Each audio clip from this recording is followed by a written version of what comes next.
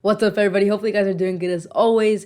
I'm very happy to share a great trap against 1d4 that you can play as black to get an immediate advantage. This is good for multiple reasons. First, it's very easy to memorize and to understand the trap. It's a very simple trap to actually execute. Another reason is that it's very hard to see coming. In fact, on Lichess, there was a grandmaster rated around 2,720 that actually fell for this trap, along with tons of other players above 2,000 and above 2,500. So in general, there's a lot of high-rated players that fall for it because it's very hard to see coming. And another reason that this trap is good is that it's not necessarily just one specific line, but you can come across this trap from multiple different directions. And I'll go ahead and show you that in just a bit. But first, let's talk about the most simple way to reach this trap. So 1d4, you go for e5. This is the England gambit. Here, they take, and now bishop c5. Here, they have tons of options. A lot of the options work. There are some options that no longer work for your trap, and we'll get to that in a moment. But let's say that they play knight to f3, which is obviously a very intuitive move. You now play d6. And after they take, you want to play knight to e7. This is setting up the trap. Now, if they take the knight, which is usually what they do, you can now take the pawn on f2, forcing the king to step away from the queen, and obviously you can take the queen. Now, first, let's go ahead and talk about this ending position for the trap. Understand that you sacrificed a pawn and a knight and some other pieces in order to reach this position.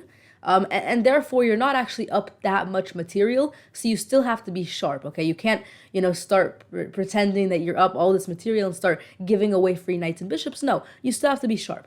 But luckily for you, it's quite easy to be, smart here, and it's easy to make good moves because you're attacking a lot of undefended pieces. You can easily develop your own pieces to very logical squares. You can eventually capture this pawn and castle, and it's not a hard position to play, but you do definitely need to, still give it your 100, not kind of, go easier, I guess, because you think that you're winning. You are winning, but because you think that you've already won, which you haven't. And the next thing I want to share is that in this position, once you play d6, you want to pre-move knight to e7. If you don't know what a pre-move is, on Lichess and chess.com, and I'm sure on other websites as well, after you play a move, you can immediately play another move before your opponent gets to respond. And this is useful if you have time pressure, or in a case like this, it's useful to make your opponent think that you blundered. If you wait here for around 10 minutes, obviously if you're playing short games, if you wait here for 30 seconds and then you play 97, they're most likely going to think that you're planning something out. But if you instantly play 97, then they might think that you didn't expect them to take, and they might think that you just blundered because you didn't expect this to happen on the game. And so definitely pre-move. If you can't pre-move, then definitely play as quickly as you can this move to make it seem like a blunder.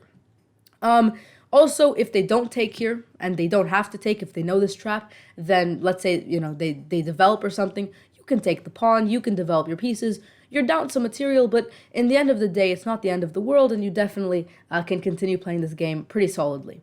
Now, the final thing that I want to, touch on in this trap is the variations that can lead to it. So it has to be d4, you play e5, and now you take out your bishop, but this position, it's a very fluid position. There's a lot of moves that your opponent can play that still work.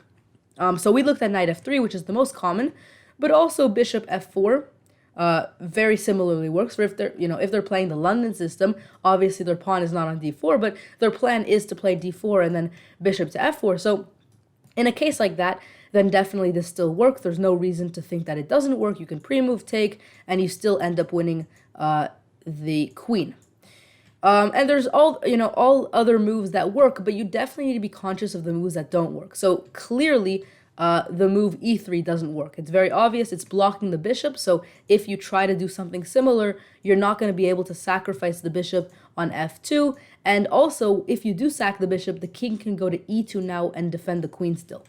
Other options you might see, knight to c3 is certainly a move that is annoying to come across because maybe it doesn't seem that obvious at first, but this also defends this also stops you from going into the trap because as you're going to see, the knight actually defends the queen, so you're not actually winning the queen in this position, and therefore the knight coming to c3 is another option, and I'm sure there's other options as well, obviously, the bishop moving here and whatnot. There's definitely other options, but in general, what I would recommend is once they play this move in this position, quickly think, just assess the situation, figure out if they're blocking the trap or if they're not. And if they're not, obviously, you're free to go ahead, deploy the trap, and watch your opponent suffer. So, pretty short video I had for you today. Just wanted to go over this trap because I know that d4 for many is a very annoying move to come across. So this trap, it's very easy to memorize and it's very hard for your opponent to see coming. And a lot of times,